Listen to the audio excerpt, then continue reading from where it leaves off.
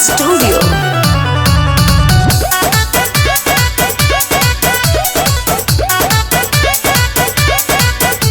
सुनिए जादव जी जन करी छेड़ खानी उठब ऐसे कोरा त बड़ी परेशानी। सुनिए जादव जी जन करी छेड़ खानी उठब ऐसे कोरा त बड़ी परेशानी। जनी कर तू ऐसे खोदाई स्टेज के पलाई टूट जाई। जनी कर तू ऐसे खोदाई स्टेज के पलाई टूट जाई।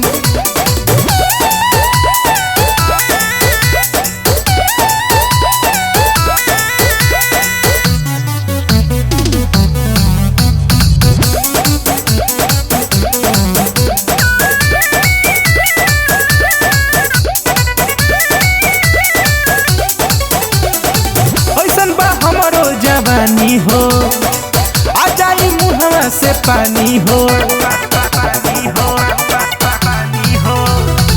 ऐसन बा हमरो जवानी हो आ जाई मुहवा से पानी हो।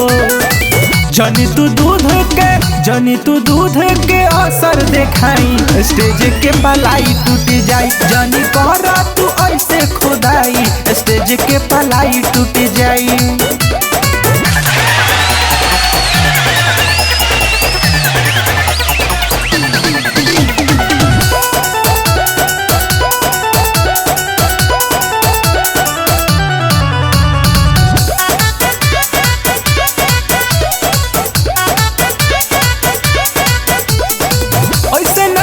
हमके घेरा हो लेवे के बात आव डेरा हो।